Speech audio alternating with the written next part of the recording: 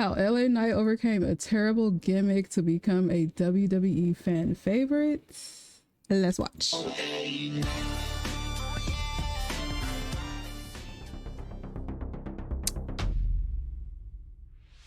Ever found yourself saying LA Knight's catchphrase when he comes on TV? Let me talk to you.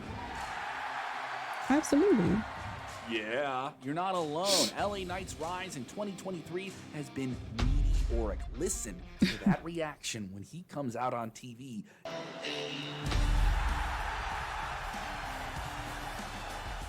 Even when he's not on the main event, he's getting the biggest response from the fans right now. But for some who followed him for the better part of the last decade, it isn't too much of a surprise. Although others want to claim because he's 40 years old, this can't be his big break. He's 40. It's been a long time coming. And also, you have to consider that a lot of pro wrestling great main eventers got their break, their biggest period of success between 35 and 45 years old. Logan Paul, representing that Gen Z take of going after someone for simply aging, asked LA Knight in London before Money in the Bank, megastar, who? And pointed out that he saw he was a man who was supposed to be a manager after 20 years of a lackluster career. Lackluster, a little bit too harsh of a word there, Logan Paul. Why don't you slow down there, pal? Because it wasn't wrong in saying that he was supposed to be a manager. He managed to overcome that manager gimmick, which was simply just mediocre, and become WWE's hottest star. Let's see how it happened. Apart from his current WWE run, wasn't he security too? Well-known period of his pro wrestling career was his 4-year stint with Impact Wrestling. That put him on the map. Even during his early years, he had all the makings of a mega star. He was confident. He held the microphone with authority and carried charisma that came off the screen. He was so over that Impact even gave him his own talk show called Fact of Life, where we would often hear that catchphrase we hear now. Yeah, delete! Yeah, obsolete! Yeah, delete! Yeah, that's right. Something from Impact being big in WWE. After he finished making a name for himself in Impact in 2019, there was talks of him going to the newly formed All Elite Wrestling, but he ultimately declined and waited it out, competed in the NWA before putting pen to paper with WWE in 2021. This was his second run with WWE NXT. He previously had a less successful period with the Black and Yellow brand between 2013 and 2014, where he simply got lost in the shuffle of a very stiff, strong NXT roster that was truly at its peak at the time. This time, though, he was ready. It wasn't surprising when LA Knight jumped to the main roster of WWE within a year of his NXT return. But apparently there's this problem that if you're a person who ages like all of us, that's becoming a problem. He was 39, which isn't bad in modern pro wrestling. As I mentioned, many big stars blow as though certain higher-ups in WWE didn't want to bet their future on a guy of that age, so he was assigned to Mace and Mansoor and formed Maximum Male Models, becoming a sleazy agent named Max Dupree. It helped Mace and Mansoor get a bit over, and he was recruited also to bring in his sister Maxine Dupree. The only problem was there was no actual plan in place for them. And a couple of months after Triple H took over the creative reins of WWE, he quickly reverted back to his LA Knight persona, which feels like a little bit of a throwback to the heyday of 80s pro wrestling. Speaking to comicbook.com, LA Knight had this to say about the Max Dupree persona.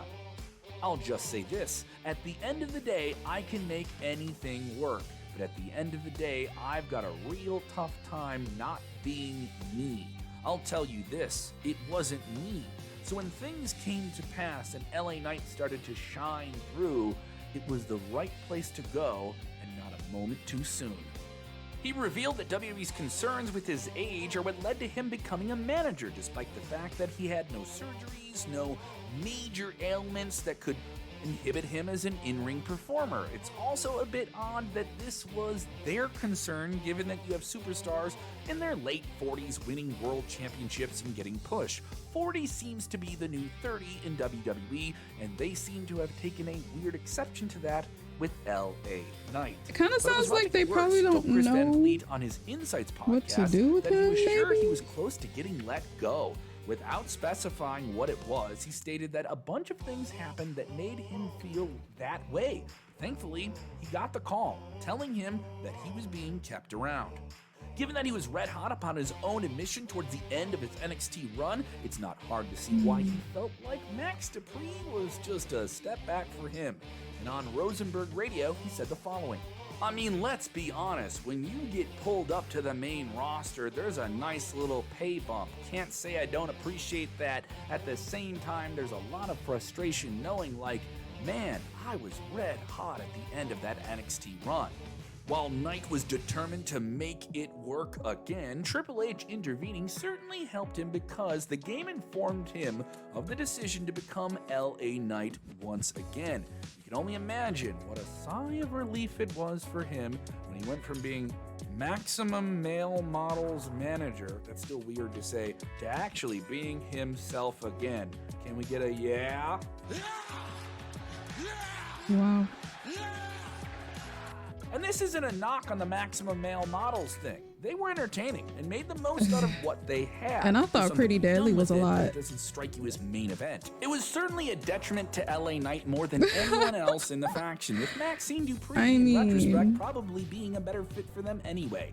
But the real turning point for Knight came in the form of a feud against Bray Wyatt. In late 2022, he began a rivalry against the returning Bray Wyatt. Wyatt was just a couple months into this return, with fans feverishly eating up every piece of cryptic online puzzle pieces in the lead up to his eventual return. So what would his first big match be with the new character, the new presence of Uncle Howdy being spooky in and out of the ring? It seemed exciting, but given that the two men don't necessarily have a reputation for being the ultimate 5-star in-ring wrestlers, there was little excitement for that. That doesn't mean they couldn't make it work. And add to the fact that their match at Royal Rumble became a literal advertisement for Mountain Dew Pitch Black, things weren't looking good for both of them. And it always set up Bray Wyatt to get his win, especially given that this was his first match back in years. But let's be real, Bray Wyatt was the biggest opponent that LA Knight could have faced in his career at that point. And despite the match playing out the way it did and kind of leaving fans with less than they expected, it allowed the larger WWE audience to get a good look at LA Knight and what he could be. After that Royal Rumble match, many fans decided that LA Knight was the guy to get the push, and not Wyatt. And that probably wasn't what people were thinking going into the match. There was a real feel for this because during the entirety of the Fiend run between 2019 and 2021, most superstars that feuded with Wyatt ended up coming out worse than they did coming in. The Miz, Rollins, Randy Orton, Braun Strowman, they're still big stars, but, lost a little bit of their edge. Although he was unfairly omitted from the WrestleMania card in Los Angeles and he's LA Knight, come on, it writes itself, he persisted and got over, all on his own. It's a lot more than just catchphrases that got him to connect with the greater wrestling audience. Although WWE has often been accused of insulting the intelligence of the fans, that's not what they're doing. And if you think that just surface level, you're not looking at the big picture, I want to see what they do with him. What fans can sense is an instant authenticity. In an era where we have great in-ring performers, but fewer characters that connect all the way to the top row of arena, it's easy to see why people would gravitate towards someone like L.A. Knight. Yeah. For vocal hardcore fan bases, he's a man who made it all by himself without the machine behind him, so we have to fight the machine, rage against the machine. For the other more casual fan, he's a great talker and reminds him of big over-the-top characters they like The Rock and Stone Cold. Low-key, I was kind of like thinking we was going to get through this video without mentioning these two, but yeah, he does remind us of them. Steve Austin, while adding his own unique twist to it. Yeah, I was gonna say he has his own identity. Got better week by week. But and if you want to know one simple reason why he became WWE's hottest star, I felt it it's all because he did it all by himself. We see this every few years. It's a part of the natural cycle of WWE and their audience, with a superstar unexpectedly emerging above where they actually stand on the crowd and getting reactions that no one saw coming. Or at least they should have seen coming.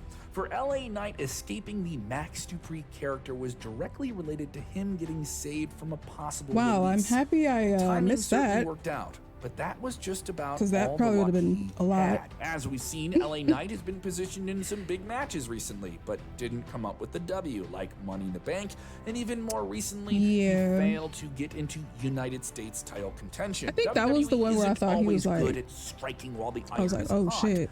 But as Triple H has said, patience is something about to you win should this. apply to LA Knight. But before we end, here's a quote from the man himself in an interview with He Digital should've won Spy, Money in the knowing Bank. that his journey is far from I'm done. thinking back. I look back on the journey very fondly in a lot of ways. At the same time, I look back at it with a lot of frustration and a lot of anger, because I should have been here a long time ago. I should have feel been you. doing this and having this match and all this stuff a long time ago. I feel you. Although at the same time, I appreciate what I've done and the way I've had to go about it, and the fact I've gotten to live the life that I've gotten to live, particularly over the last 10 years. Thanks for watching Sportskeeda Wrestling. What do you want to see happen for LA Knight? All right, my darlings, that's gonna do it for this reaction. Make sure you leave some likes and comments down below. Let me know what you guys think. I will see y'all in the next one. Toodles.